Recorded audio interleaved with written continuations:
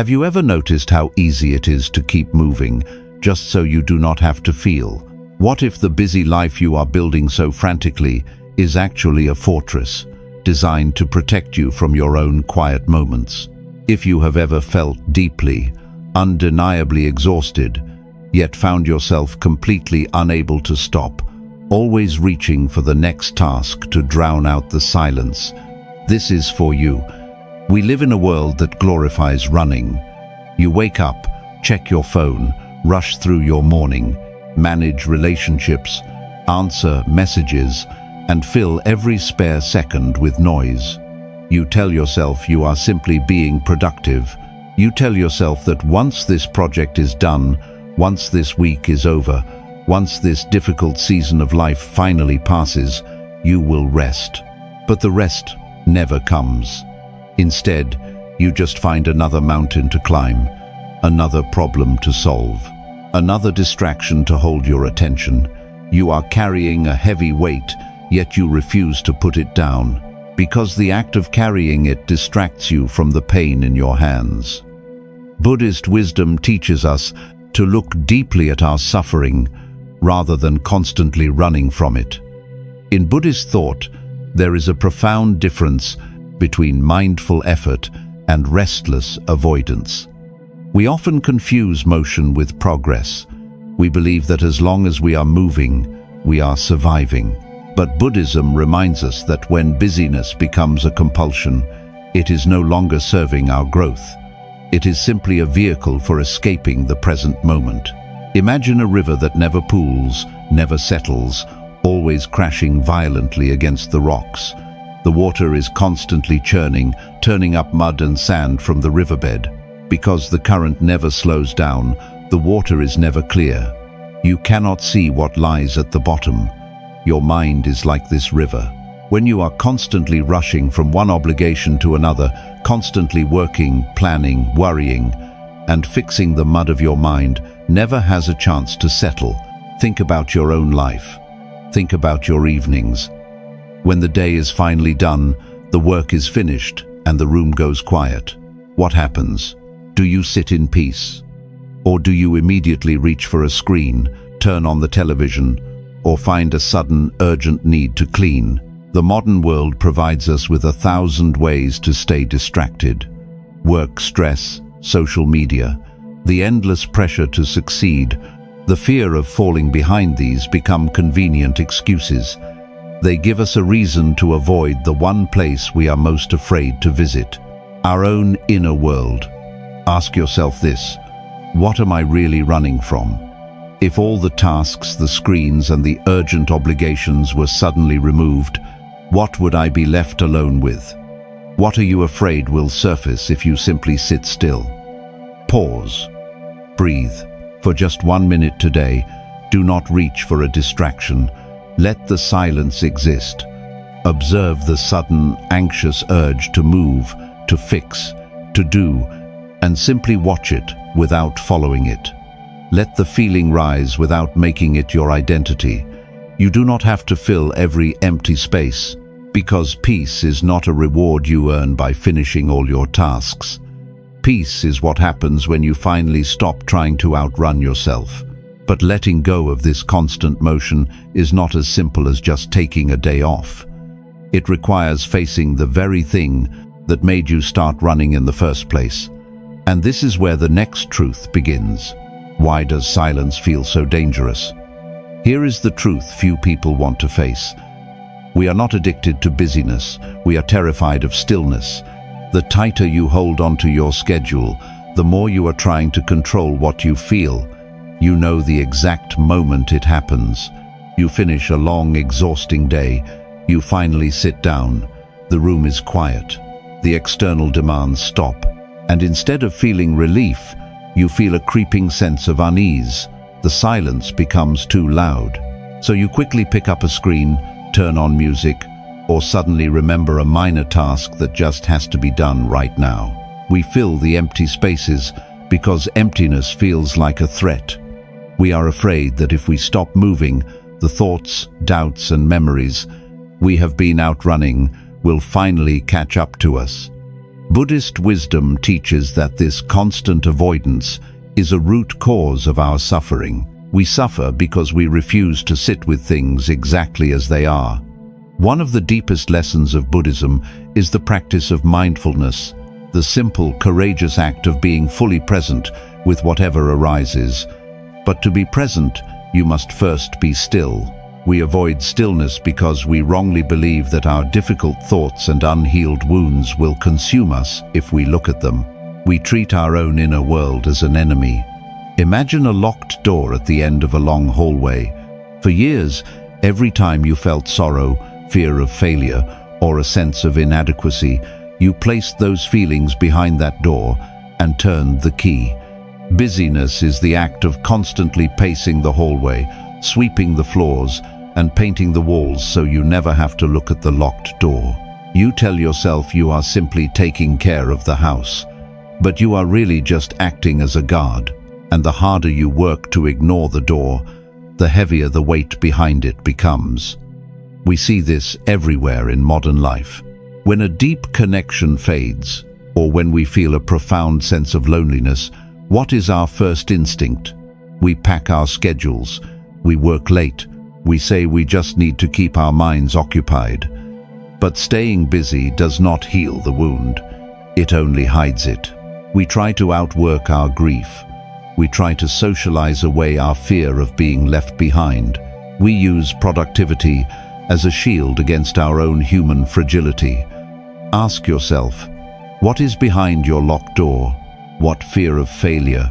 What old heartbreak? What quiet sense of not being enough are you refusing to look at?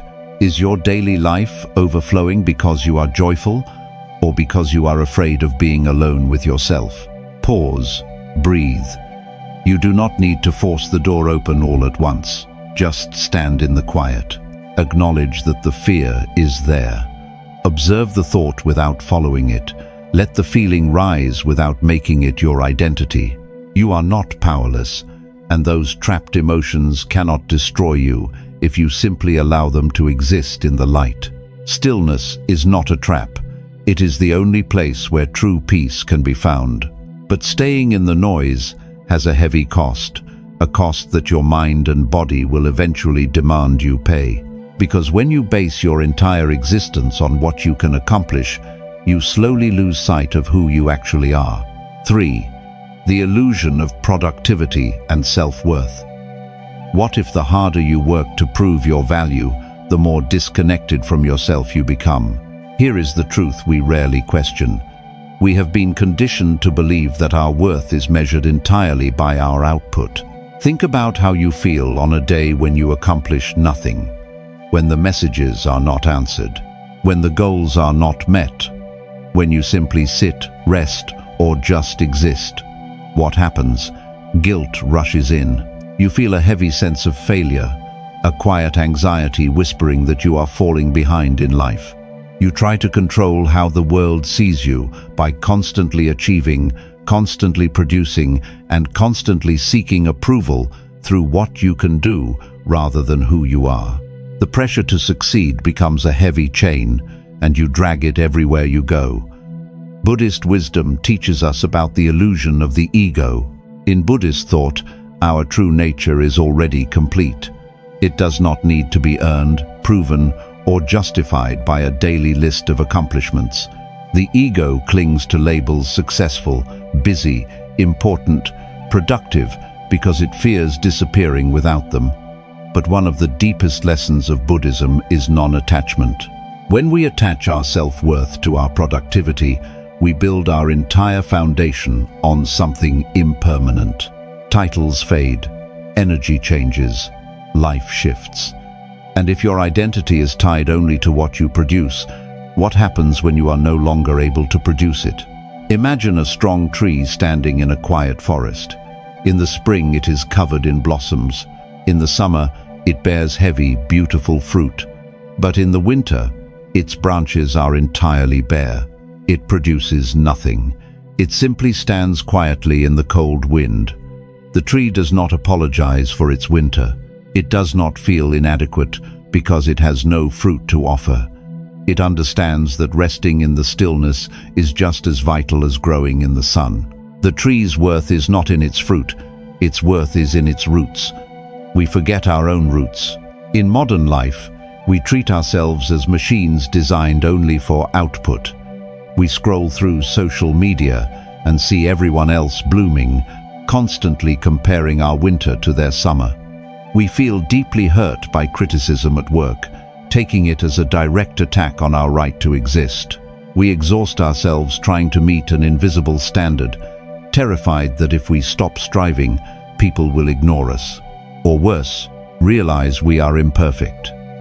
We let the pressure to succeed steal the simple joy of being alive. Ask yourself, think about your own life. Who are you when you are not working, when you strip away your job title, your daily tasks, and the endless things you do for other people? What remains? Are you treating yourself with the same grace you would give to the winter tree? Pause, breathe, detach your worth from your daily list of tasks. Do your part, then release the outcome. Let go of the need to earn your breath today. You do not have to justify your existence with a checklist. Stop. Let that sink in. You are already enough, exactly as you are. But releasing this illusion is difficult, because the moment we stop striving, the numbness finally fades. And when the numbness fades, the quiet ache we have ignored for so long begins to rise. 4. The weight of unfelt emotions. What if the exhaustion you feel is not from the things you are doing, but from the emotions you are holding back? Here is the truth about avoiding your feelings. They do not disappear simply because you refuse to look at them. You try to force someone to stay in your life by overworking for their affection. You replay conversations endlessly in your head, trying to control the past. You worry about the future, attempting to manage everything before it happens. You pour all your energy into pleasing people, hoping that if you keep them happy, you will not have to feel your own sadness. You think you are just busy, but you are carrying a massive invisible weight.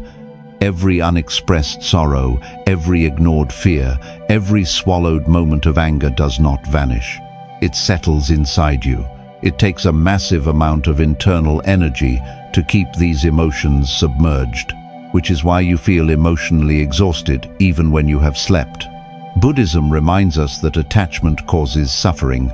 But attachment is not just holding on to things we want, it is also holding on to resistance. We suffer because we cling to the belief that some emotions are unacceptable. We refuse to let the sadness flow. We resist the anger. We block the grief. Buddhist wisdom teaches us the practice of acceptance. We must allow emotions to arise, peak, and fade naturally, without judging them or fighting them. Imagine a person standing waist-deep in a cold, rushing river, trying desperately to hold a large, air-filled ball underwater. The water pushes against their legs, their arms ache, and their shoulders burn with the effort of keeping the ball submerged. They cannot move forward. They cannot enjoy the river. All of their strength is consumed by the single act of holding the ball down.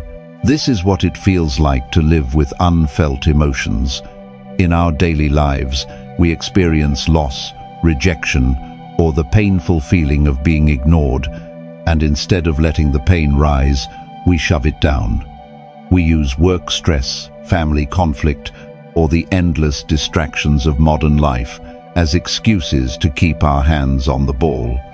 But the pressure only builds. The deeper you push the ball underwater, the more violently it fights to burst to the surface. Ask yourself, what are you holding underwater? What emotion are you spending all your energy trying not to feel? Is it grief for something you lost? Is it anger over a boundary that was crossed? Think about your own life. Is resisting this emotion bringing you peace or feeding your exhaustion? Pause, breathe. Let the ball break the surface. Let the feeling rise.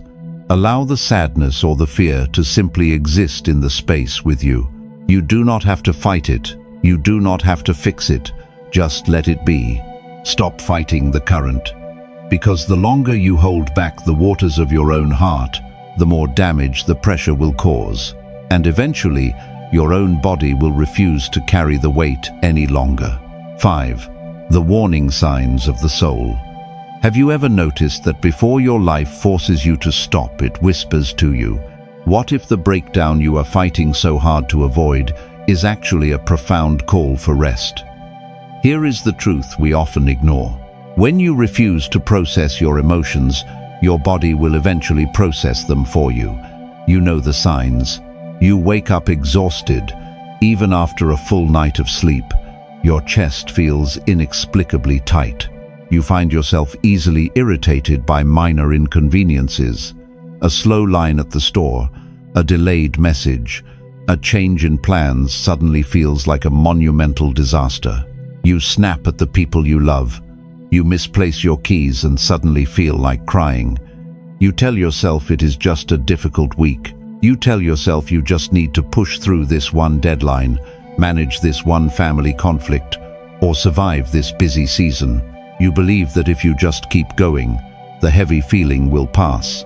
But it does not pass. It only grows heavier. Buddhist wisdom teaches the deep connection between the mind and the physical form. We are not divided. When the mind is crowded with unacknowledged pain, the body carries the burden. One of the deepest lessons of Buddhism is mindfulness of the body, learning to listen to its subtle signals without judgment. We suffer because we treat ourselves as machines meant only to carry our endless ambitions, completely ignoring the truth that we are fragile, living beings. We view our exhaustion as a failure of willpower, rather than a natural plea for stillness. Imagine a heavy wooden boat moving through rough water. Deep in the hull, beneath the surface, a small crack has formed. Slowly, water begins to seep in. Instead of stopping to inspect the damage and repair the wood, you decide to simply row faster. You believe that if you can just reach the distant shore, the leak will not matter. But the faster you row, the more water rushes in. The boat grows heavier. The rowing becomes impossibly hard. The warning signs are everywhere, the water pooling at your feet, the groaning of the wood, the burning in your exhausted arms. This is exactly how we live our modern lives. We feel the creeping dread of Monday mornings.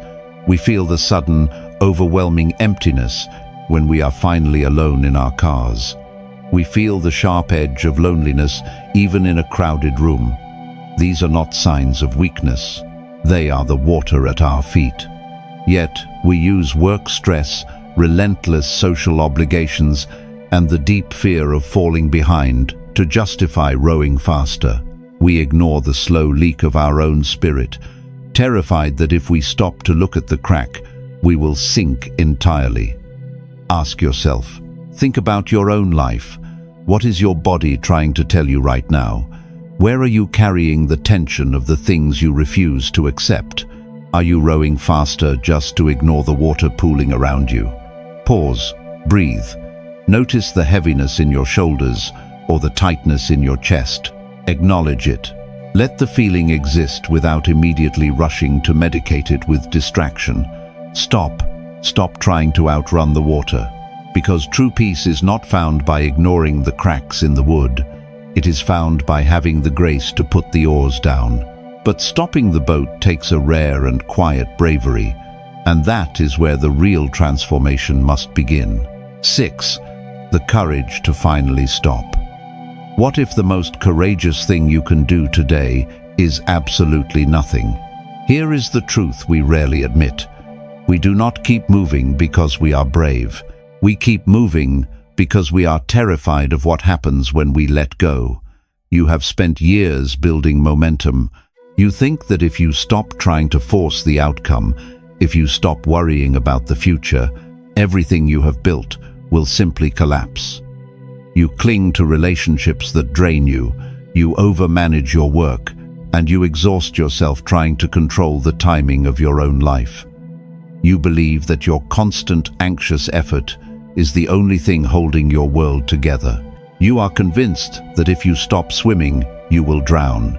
For you, Stopping feels like giving up. It feels like a failure.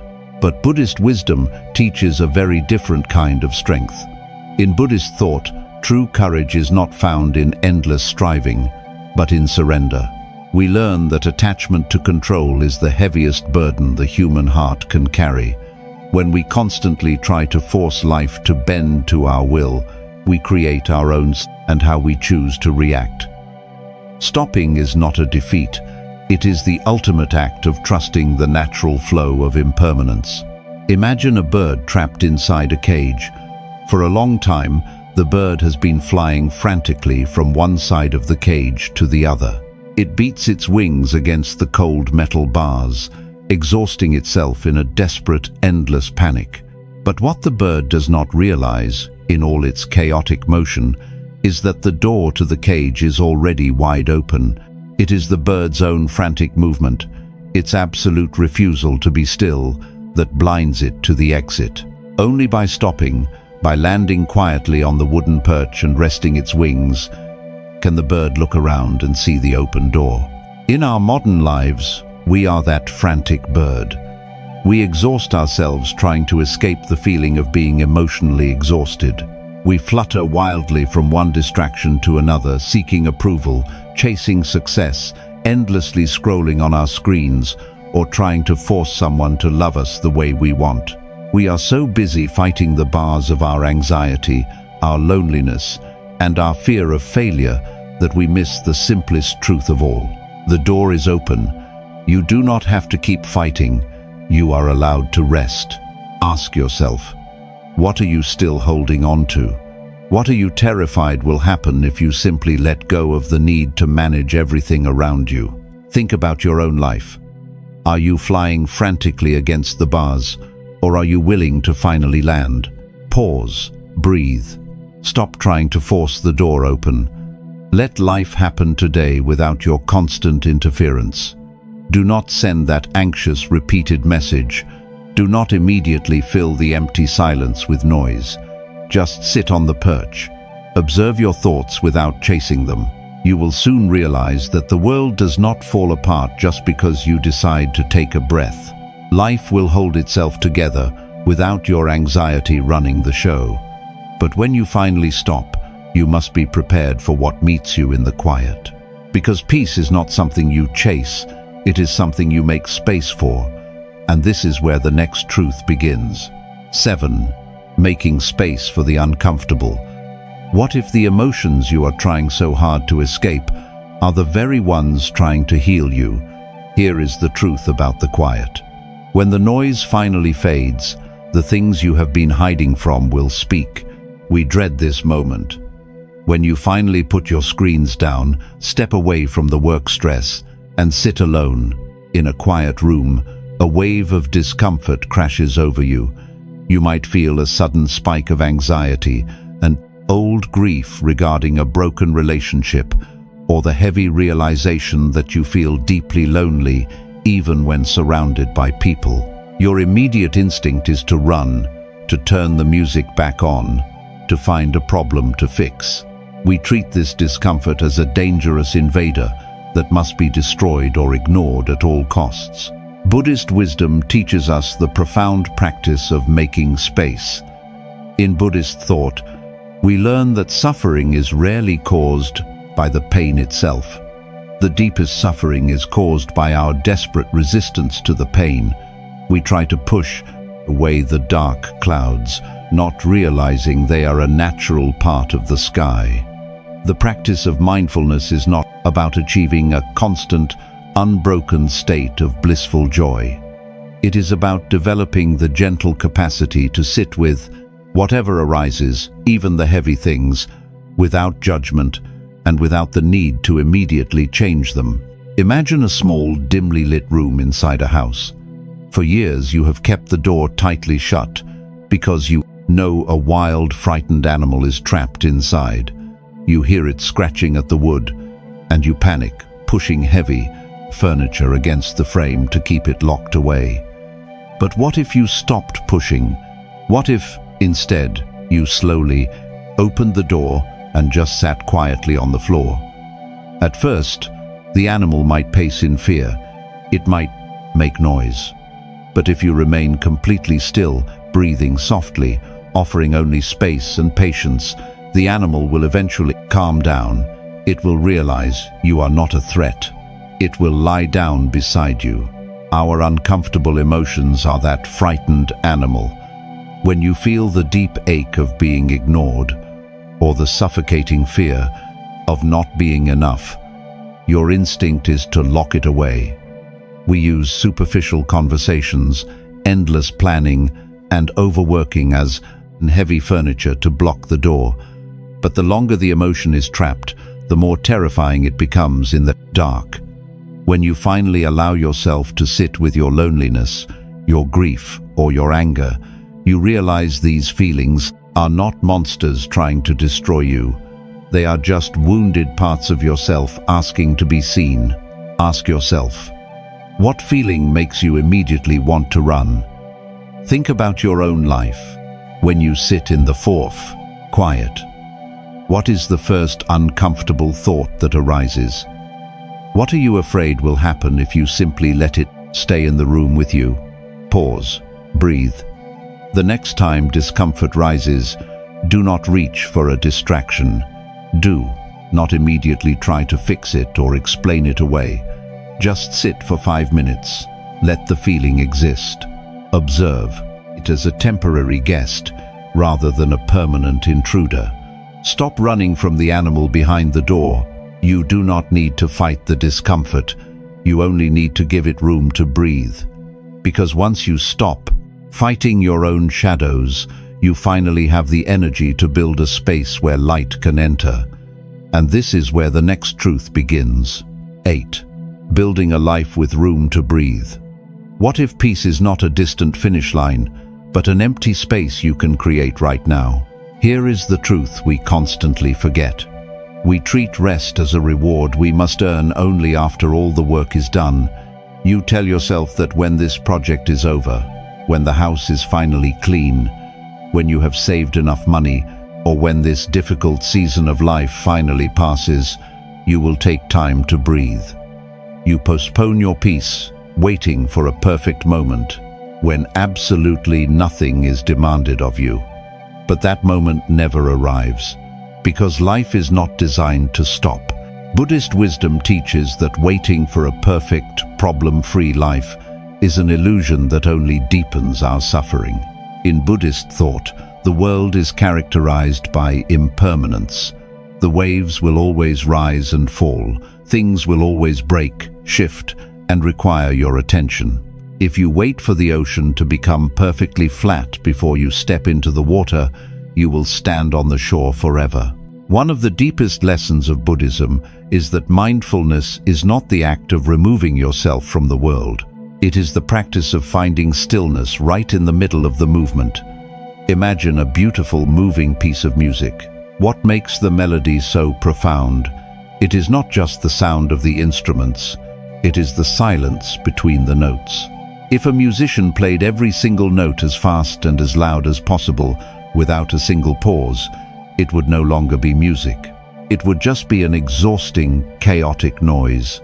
The beauty of the song exists because of the empty spaces. The rests allow the notes to have meaning. Look at your own life. We live in a world where we play every note, as fast and as loud as we can. We rush from a stressful day at work directly to a family dinner. We jump from an exhausting conversation straight into endless scrolling on our phones. We fill our calendars, our homes, and our minds until there is absolutely no silence left. We cram our days so full of productivity and obligations that we lose the rhythm of our own hearts. And then we wonder why we feel so emotionally exhausted, so overwhelmed, and so profoundly disconnected from the people we love. Ask yourself, where are the pauses in your life? Think about your typical day.